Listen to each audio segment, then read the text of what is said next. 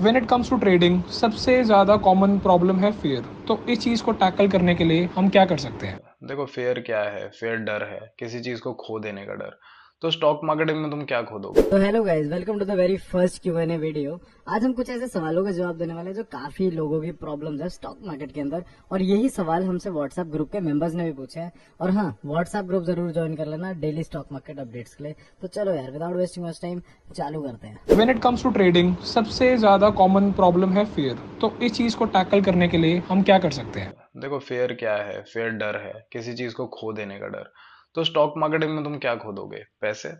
तो तुम्हारा risk management plan कुछ ऐसा हो जाना चाहिए कि तुमको एक रिस्क एपेटाइट डिसाइड करना है कि मैं इतना रिस्क ले सकता हूँ और उतना ही लॉस करो, ताकि तुम्हें डर ही ना लगे कि अगर कुछ हो भी जाएगा, चीजें अगर मेरे अगेंस्ट जाएगी भी, तो सिर्फ मेरा इतना ही लॉस होगा।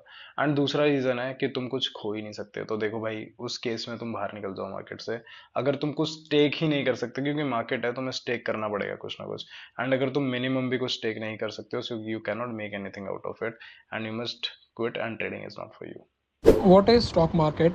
आपके अकॉर्डिंगली स्टॉक मार्केट क्या है? स्टॉक सिंपल है यार। स्टॉक मार्केट बाकी मार्केट्स की तरह है। अगर सब्जी मार्केट में जाओगे, वहां सब्जियां मिलती है। स्टॉक मार्केट में स्टॉक्स मिलते हैं। मीट मार्केट में मीट मिलता है। तो स्टॉक मार्केट में स्पेसिफिकली स्टॉक्स ही मिलते हैं। जैसे कंपनीज है, वो स्टॉक्स लेकर आती है, यहाँ पे लोग आते हैं। स्टॉक एक्सचेंज क्यों बोला जाता है? क्योंकि एक आदमी, इसके पास स्टॉक है और इसके पास पैसे हैं, इसने इसको स्टॉक दे दिया, इसने इसको पैसे दे दिया, तो ये एक्सचेंज हो गया of a stock with the money, currency. और मीट मार्केट में मीट है, इसके पास पैसे हैं, इसने मीट दे दिया, उसने उसको पैसे दे दिए। तो सिंपली ऐसे ही स्टॉक मार्केटिंग में स्टॉक्स का एक्सचेंज होता है। That is why we call it stock market. Well, if I talk about myself, मैं पर्सनली ट्रेड में बहुत अर्ली एंट्री और एग्जिट ले लेता हूँ। तो उस चीज़ का मैं क्या कर सकता हूँ? क्योंकि जैसे ही मैं मार्केट से निकलता हूँ, सारी चीज़ें सही निकलनी चलती है। तो उस चीज़ का क्या सोल्यूशन हो सकता है? देखो, अर्ली एंट्री और अर्ली एग्जिट में जो सारा का सारा फॉल्ट जाता है, वो जाता है तुम्हारी स्ट्रैटेजी के ऊपर। तुमने कोई प्रॉपर स्ट्रैटेजी नहीं बना रखी होती जो कि तुम्हें एक प्रॉपर एंट्री दे। ठीक है, जो तुम्हें बताए कि हाँ भाई अब प्रॉपर एंट्री है। क्योंकि क्या होता है ना, कि अगर तुम्हारे पास कोई स्ट्रैटेजी नहीं है, तुम्हें किसी चीज के ऊपर कन्विक्शन ही नहीं है, तुम रैंडमली कहीं पे भी घुसना शुरू कर देते हो कि ठीक है यार, ये ग्रीन बन रहा है, इस पे घुस जाओ, बुलिश जाएगा क्या पता। फिर वो हल्का सा रेड बनता है, तुम्हें होता है अरे नहीं यार, ये तो ऐसा हो रहा है।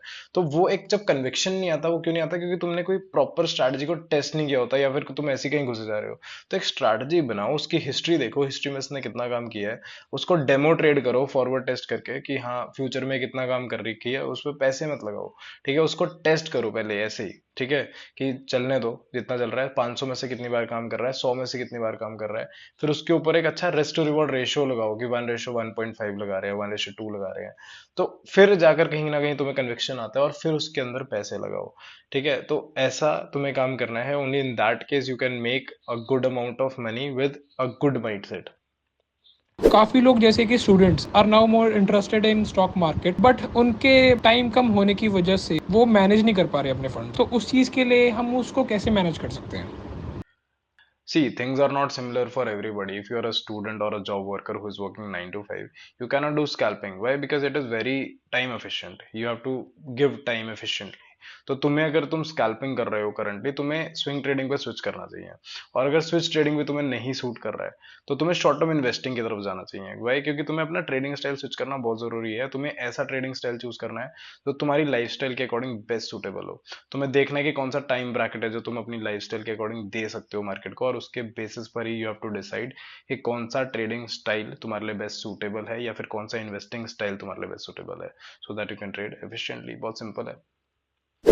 काफ़ी ट्रेडर्स के प्रॉफिट्स तो होते हैं, but it is very small in front of their losses. तो उस चीज़ को हम कैसे मैनेज कर सकते हैं? देखो, ये प्रॉब्लम साइकोलॉजी और रिस्क मैनेजमेंट का प्रॉब्लम है। रिस्क टू रिवॉर्ड रेशियोज करके एक सब टॉपिक है रिस्क मैनेजमेंट में, जिसको तुम प्रॉपरली फॉलो नहीं कर रहे हो। रिस्क टू रिवॉर्ड रेशियो का मतलब होता है कि कितना पैसा तुम दाव पे लगा रहे हो, कितने पैसे को गेन करने के लिए। तो अगर मैं 10 रुपए गेन करने के लिए 5 रुपए दाव पे लगा रहा हूँ, तो वो बहुत अच्छी चीज है। लेकिन अगर मैं 100 रुपए दाव पे लगा रहा हूँ 10 रुपए को गेन करने के लिए, तो वो बहुत बुरी चीज है कि मैं 100 रुपए खो दूंगा 10 रुपए कमाने के लिए यार। ठीक है, तो एक वो चीज है, एक वो प्रॉब्लम है ये।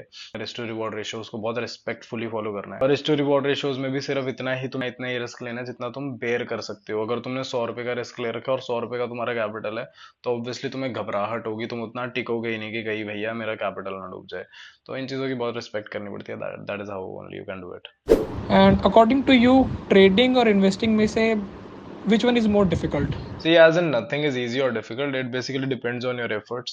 अब किसी चीज पर आपने एफर्ट्स डाले हैं तो वो आपको इजी लगेगा, अगर नहीं डाले तो नहीं लगेगा, ठीक है। या फिर आपने एफर्ट्स डाले हैं तो गलत तरह से डाले हैं तब भी आपको मुश्किल ही लगेगा। तो वही चीज है, अगर A to Z मैंने कभी अल्फाबेट्स पढ़े ही नहीं तो मैं उसको रिकॉल नहीं कर सकता, अगर मैंने कभी नंबर्स पढ़े ही नहीं तो मैं काउंटिंग कभी रिकॉल नहीं कर सकता। तो ये वैसे ही है। तो ट्रेडिंग भी इजी है, इन्वेस्टिंग भी इजी है, अगर आपने एफर्ट्स डाले हैं, अगर आपने कभी डाले ही नहीं तो दोनों ही मुश्किल है। सो ऐसा तो कुछ नहीं है। अच्छा, एंड ट्रेडिंग और इन्वेस्टिंग में क्या फ़र्क होता है? See the major difference between these two terms is just of time. अगर ट्रेडिंग कर रहे हो तो डेली डेली बैठ के कोई चीज खरीदनी है, बेचनी है, खरीदनी बेचनी है, तो शॉर्ट टर्म में आप अच्छा अच्छा ट्रांजैक्शन करके बढ़िया गेन कर रहे हो।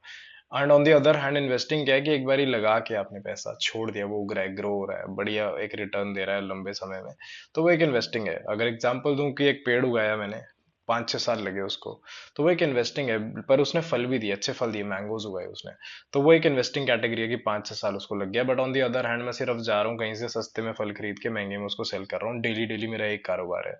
सो वो एक ट्रेडिंग की कैटेगरी में आ जाता है। सो ये फर्क है ट्रेडिंग और इन्वेस्टिंग में, विच इज टाइम।